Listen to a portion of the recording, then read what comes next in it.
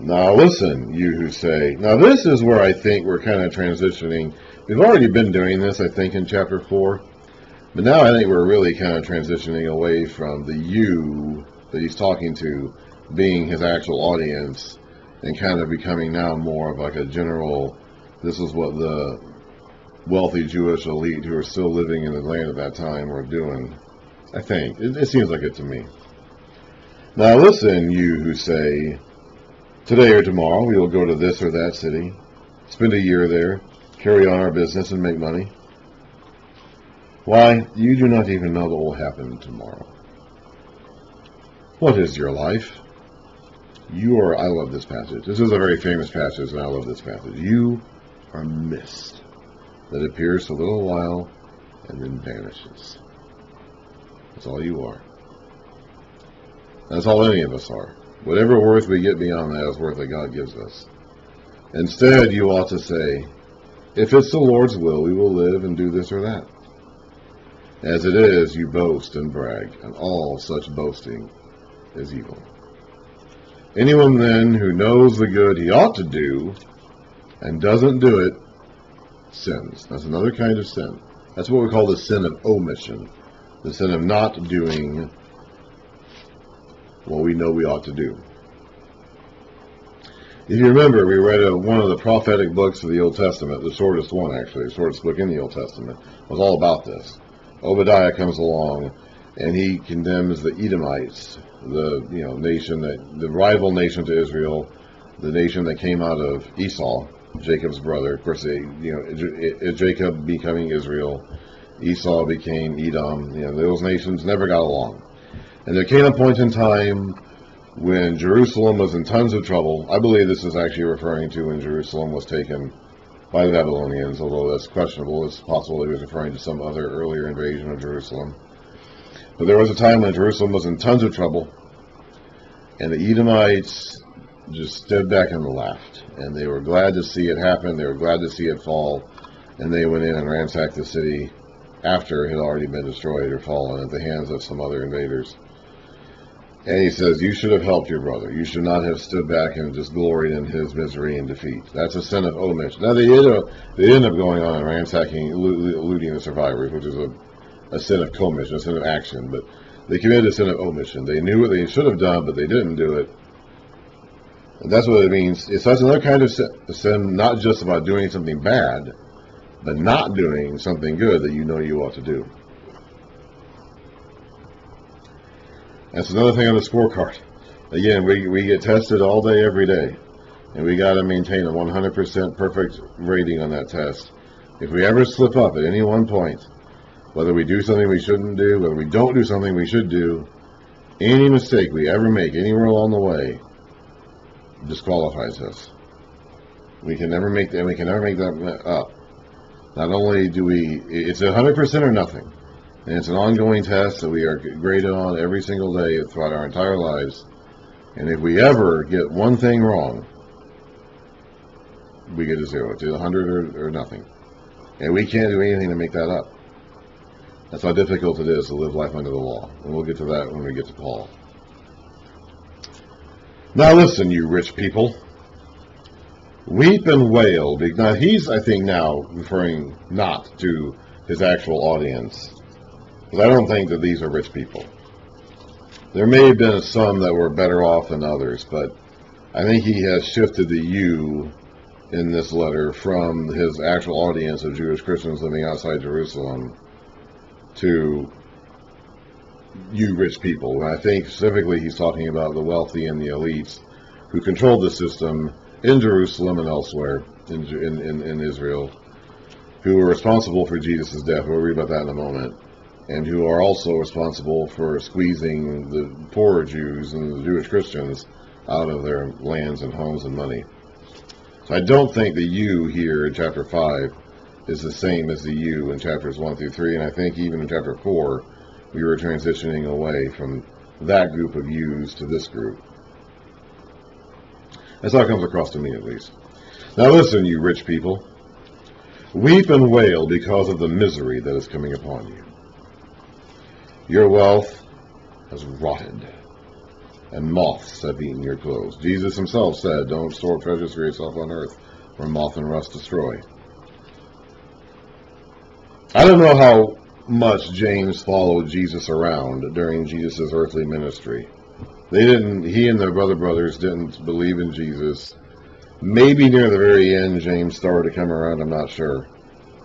But even however much time he would have spent with Jesus during Jesus' ministry, and apparently he didn't, he would have heard this from Jesus growing up, okay? Because Jesus would have lived with James up until they were adults and Jesus went out on his own. And I guess James then, probably the next oldest brother, would have taken over the family once Jesus went off on his wanderings, I guess.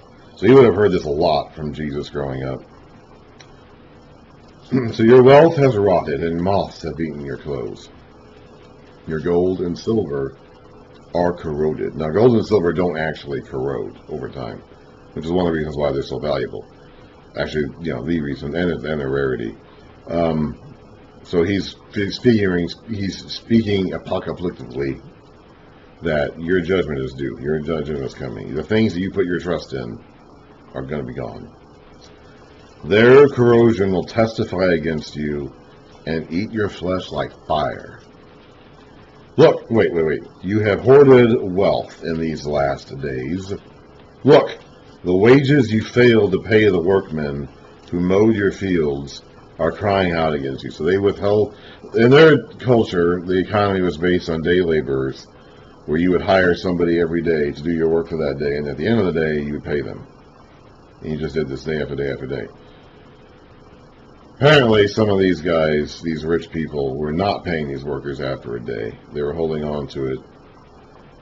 They couldn't have done that for too long because nobody would have worked for them.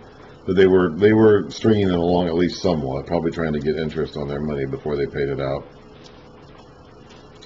Look, the wages you failed to pay the workmen who mowed your fields are crying out against you.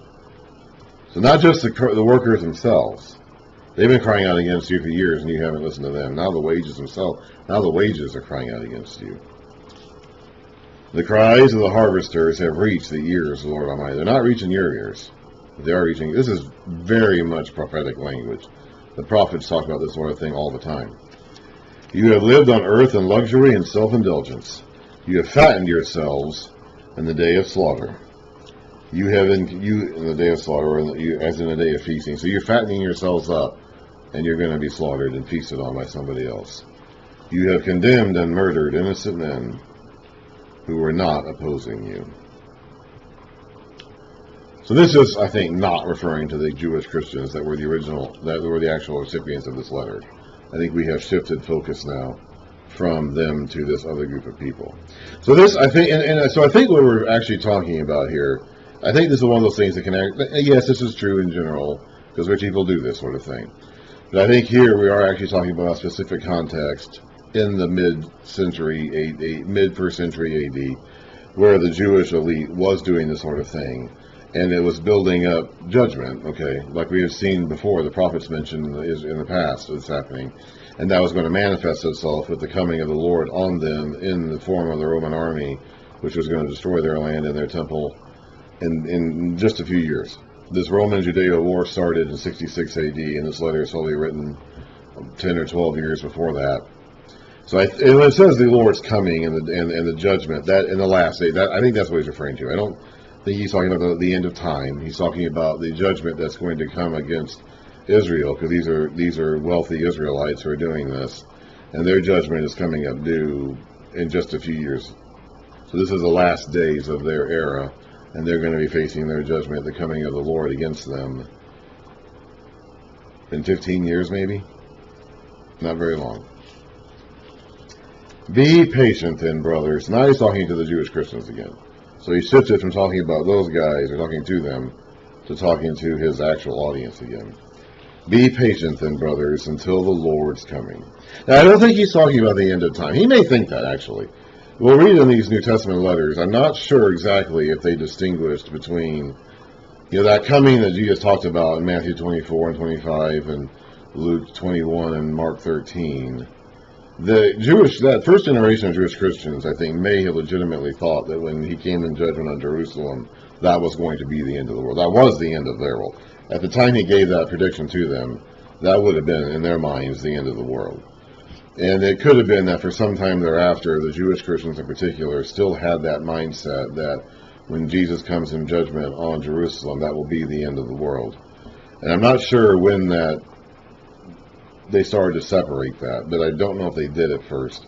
So I think he's talking about the coming of judgment of the Lord on Jerusalem. I don't think he's talking about the end of time. Although in his mind, it's possible at this point in time, these two things are the same thing. See how the farmer waits for the land to yield its valuable crop, and how patient he is for the autumn and spring rains. You too be patient, and stand firm, because the Lord's coming is near. Those people who are doing this to you, those rich people I just got done condemning, they're going to get what's coming to them. And you're going to be delivered. The day of the Lord is a day of deliverance for those who are ready for it. It's a day of judgment and damnation for those who are not, which these rich, wealthy landowners were not. But if you're in the Lord, if you're waiting for the Lord, and you're looking for the day of the Lord, it's not a day to fear. It's a day of deliverance and vindication. You're going to be vindicated. You'll be proven to be in the right. God is with you, and his coming will prove that. Don't grumble against each other, brothers, or you'll be judged. So don't be like them, or you'll be in that same category of condemnation like they are. The judge is standing at the door. Brothers, as an example of patience in the face of suffering, take the prophets who spoke in the name of the Lord. As you know, they did this all the time. We read Jeremiah's book. Jeremiah spoke for 40 or 50 years to an audience that increasingly didn't want to hear him. And it was tough, and he struggled with it, but he coped up with it. God even kind of called him out for it. He said, if you can't even handle, even before it really got bad for him, and he was complaining, God said, if you can't handle it now, what's going to happen when the things really get bad? It was tough. It was not easy, but they did persevere. As you know, we consider blessed those who have persevered. And that goes back to what he was saying at the beginning, is to persevere through these trials. Again, this is a circular letter. We're going over and over the same material. You have heard of Job's perseverance, and have seen what the Lord finally brought about.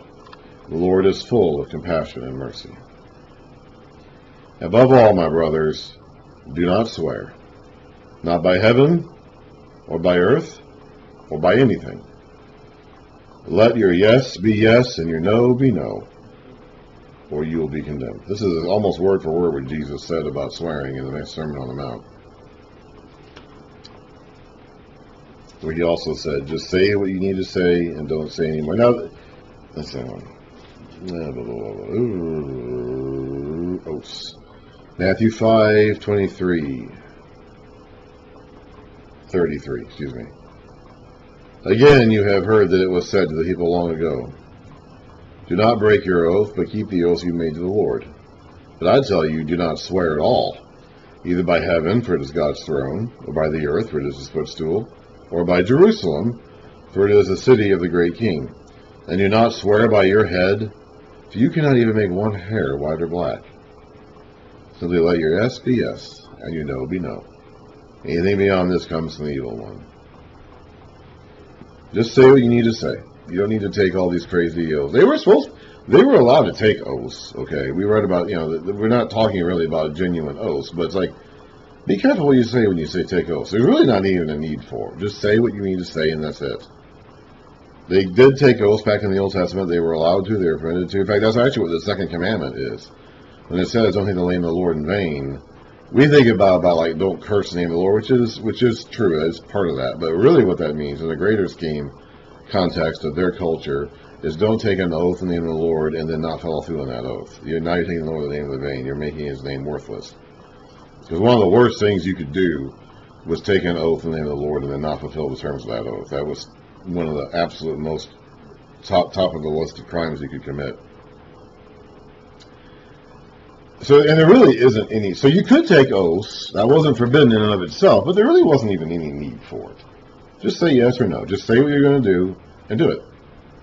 There really isn't a need to take all these oaths and make all these swears. That's just not Not necessary. And in fact, it's unwise. So just do it. Just be a man of your word. Do what you say you're going to do. And then that's it. Is anyone of you in trouble? You should pray. Is anyone happy? Let him sing songs of praise. That would be the Psalms, by the way, of the Old Testament. Is any one of you sick? He should call the elders of the church to pray over him and anoint him with oil in the name of the Lord. They use oil for it was a catch-all medicine. He's not just talking, he is talking about prayer. This is actually a form of medicinal treatment that they used back in the day. Like, to them, that was their kind of medicine. I think taking a Tylenol. Okay, that was kind of their medicine. So he is actually, again, saying, pray, but take action too. Give yourself an herbal remedy that will help heal your disease. So he's not advocating, the Bible doesn't advocate not having, these sorts of things. So some people out there, refuse to take medicine or things like that. But the Bible actually doesn't say that. In fact, James himself right here is saying, take your medicine. Pray and take your medicine. And the prayer offered in faith will make the sick person well. The Lord will raise him up if he has sinned, he'll be forgiven. So in this case, we're saying that if his illness is a result of sin, which it can be, it doesn't have to be. Okay, they're not always the same, so you shouldn't always connect them, but they can be. You can, for example, get involved in bad lifestyle choices which lead to sickness or health problems, and that's a direct result of your choices. You can get into drugs, you can get into other kinds of substances that will greatly reduce your health, but that is a result of a sinful choice you made. But that's not always the case. That's not always the case. Therefore, confess your sins to each other and pray for each other so that you may be healed. The prayer of a righteous man is powerful and effective. Elijah was a man just like us. So he was a righteous man. He prayed earnestly that it would not rain, and it did not rain on the land for 3.5 years. Again he prayed, and the heavens gave rain, and the earth produces crops. So he prayed for no rain, and it didn't rain for 3.5 years. Then he prayed for rain, and it did rain. And he was just a man. There was nothing special about him. He was a man just like us. He was a righteous man. His prayer was powerful and effective. But in the end, he wasn't special. Like, he was not a superhuman. He was not something other than what anybody else could be. He was just a righteous man who prayed, and his prayer is powerful and effective. Yours can be too. Now, his prayer fit in the context of God's plan at the time to withhold rain from the land. And in fact, God himself even said in his covenant with them at the end of Deuteronomy that I will do that. That's one of the things I will do if you turn away from me, is I will withhold the land. I'll shut up the heavens so that you don't get rain. And basically Elijah was just praying that God would stick true to his word. You said you were going to do that, God, if they turned away from you. Well, they turned away from you, so follow through in your word and do it. And God agreed. So don't just go around assuming that you can pray for a drought for 3 years just because you want the land to be dry for 3 years. Okay. If you're going to pray for that, pray for something in the context of what God's will is, and in Jesus' name, so that his will can be done. In the days of Elijah, God's will was for the heavens to be shut for 3.5 years. But Elijah prayed for it, and God did it. And then he prayed again, and God sent the rain. My brothers, if one of you should wander from the truth, and someone should bring him back, remember this. Whoever turns a sinner from the error of his way will save him from death. So this is not the kind of sin that leads to death.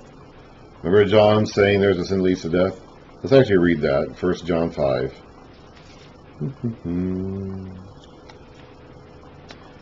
If anyone sees his brother commit a sin that does not lead to death, he should pray, and God will give him life. I have heard of those whose sin does not lead to death. There is a sin that leads to death. I'm not saying he should pray about that. The sin that someone engages in willingly, and they choose that over God, that's the sin that leads to death. All wrongdoing is sin. But there is a sin that does not lead to death. This is the case of someone who is wandering from the truth. He hasn't fully committed to turning away from God. He is wandering. He may get to that point if he ends up deciding that the sin he's pursuing, the desire, the enticing desire that he's letting take over, he may decide that he's going to let that be his God, and he'll just go follow that. They may. But he's not there yet. Right now he's simply wandering. So one of you sees him doing that and brings him back, remember this. Because it can be brought back. That's a sin that doesn't lead to death. It's a sin that you can convince him to come back from. Whoever turns the sinner from the error of his way will save him from death. So a sin that does not lead to death. And cover over a multitude of sins. We can't blot out our own sin, though, so don't go thinking that this is a passage that teaches that humans can forgive their own sin, because we can't. But it is a reflection of just how important it is to pray for a brother who is wandering off. That's a way of showing love. That's a way of putting your faith in action as works. Okay, that was the Epistle of James. Next time we are actually going to start reading through the book of Acts. Acts is 28 chapters long, and it will get in the second half of Acts. It will get into the career of Paul as a minister, and Paul, of course, ends up writing half the books of the New Testament, and a lot of those books, most of them, in fact, we can actually date pretty precisely to where they happened in the narrative of Acts. So we're going to do this the same way we did it with the Old Testament history books, with Samuel, Kings, and Chronicles. Well, not Samuel, but Kings and Chronicles. When we get to a point, like when we read Kings and Chronicles, when we got to a point where one of the prophets came along, we stopped and read that prophet. Same thing with Acts. We're going to start Acts. We're going to read the first 14 chapters uninterrupted. But then when we start getting to the point where Paul's letters would have been written, we're going to stop, and then we're going to read that letter. So that's how we're going to do most of the rest of the New Testament. Of the non-Paul letters left, we still have 1st and 2nd Peter, Jude, and Revelation. We're going to do Revelation at the very end after all of this. 2nd and 1st Peter will also come along later. 1st and 2nd Peter come along, and Jude comes after 2nd Peter. So we'll begin to those later. In fact, Peter even refers to the letters of Paul in his own letter. So most of what we have left to read now is going to be Acts and then the epistles of Paul. First 14 chapters of Acts are going to go through very quickly because it's going to be an uninterrupted narrative of the church's growth in Jerusalem and then the areas outside Jerusalem. And then Paul is going to begin his journey into his missionary journey into Gentile territories. And that is when we're going to have to start making these diversions into the letters of Paul. And so it will take us a much longer time to get to the second half of Acts than it will to the first. But that's the plan and then at the very end of it all, we'll do Revelation. So that is the plan for the rest of the New Testament. It'll probably still take me 6 months or so to get all this done, but that is how we're going to do it from this point on.